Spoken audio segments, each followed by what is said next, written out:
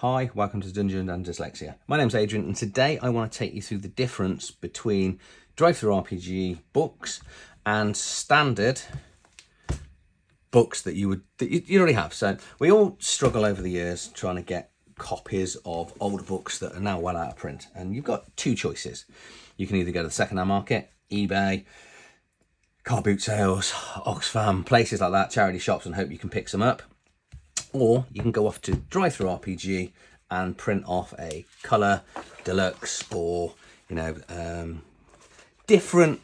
They've got a variety of options on DrivethruRPG on the standard that you can take. So what I want to do in this video is just sort of. I was on the fence for years as to whether I go on there and buy a book or not, or just keep spending extra money. So. Sort of, especially some of the books that are well out of print, that, some prices are ridiculously expensive. So here I have my second edition Vampire the Masquerade. So this is what was released in 1992. And I've always been looking, so when I was sort of getting back into my collection, was the Victorian Age Vampire game. One out of print, like the second edition, but the print run on this was nowhere near as vast, so it's quite hard to find. So I thought, I'll just go on DrivethruRPG and I'll buy a copy and let's see. And when it came, I was pretty surprised. So let's have a look. Both hardbound, so both cardboard. You've got, it is slightly, hopefully you can see there, longer, and it is slightly taller. So it sits over the top. And this is because with your standard White Wolf books, you've got your border and it sort of fills to the border. And then with this book, what you have is this, I think they class it as additional bleed. So you should be able to see here, this is where the normal book would end. That's a bit clearer as we go on, and then it becomes less clear as you get into the book. But it's exactly the same art, it's the same style, it's still black and white, because most of White Wolf books were black and white back then. The thing you will lose is if there is any actual artwork on the inside cover. So if you look like for like, you've lost what would have been there, unfortunately. But for half the price that you're going to go and find the book for, so it's pretty thick paper, it sits flat. I think it is a good compromise. So I've also got a couple of other examples of other books that I bought. So the back looks a bit weird. The one weird thing is when you stick it in your shelf, because it is taller, it does kind of sit over the top a little bit more, but it's a little bit. So some of their cheaper prints.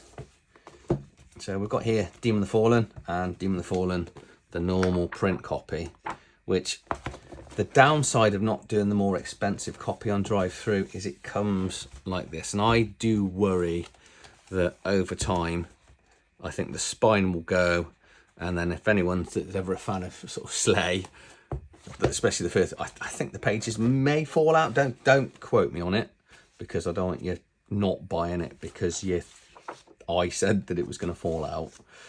But I think with a bit of wear and tear, and especially if you're one of those people that likes to put a spine flat and crush it down, you might find that your book's going to fall apart.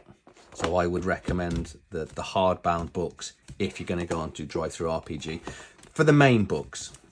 So again, it's slightly bigger for obvious reasons. Sorry, this one is slightly smaller because it's just doesn't have the hard cover to protect it. I said my Demon of Fallen's taking a little bit of a battering now. 18 quid. Imagine being able to buy a role-playing book of sort of 200 and odd, well, nearly 300 pages for £18. That's well, that's more about the world we live in. So one more example. And this is where I don't mind. So I was looking for the Transylvanian Chronicles, and again, being out of print for Vampire the Masquerade, it's been quite tough finding certain books. On previous videos, I did manage to find a whole collection from someone, so I've now got 5 books to find. But before I found the most collection of Vampire the Masquerade, I did go and buy all 4 books of the Transylvania Chronicles. And I was pretty impressed because, yes, you've got the little bit of bleed around the side, and I'm not too concerned about this book going flat like the Demon the Fallen book, because this is how I remember the sort of smaller page count books always being. So it kind of feels right. And then, but what I'll show you is the very subtle difference in size. So you've got, what's that, 2 or 3 mil at the top. So it's the same sort of thickness. You wouldn't really notice it. So I don't notice it fully on my shelf other than the size difference. But I think the smaller source books, you don't, well, you can't get them in the hardbound, but I don't think it overly matters.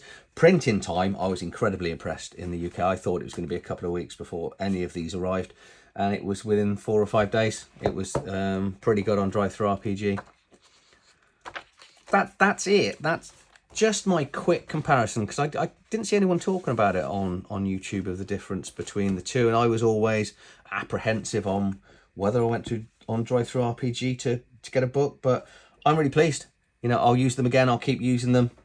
Oh, I do have an affiliate link for them, incidentally, as well. So if you are going to buy anything, please do use my link. It just helps me generate a little bit of extra for the channel, and just keeps me, you know, being able to buy more stuff.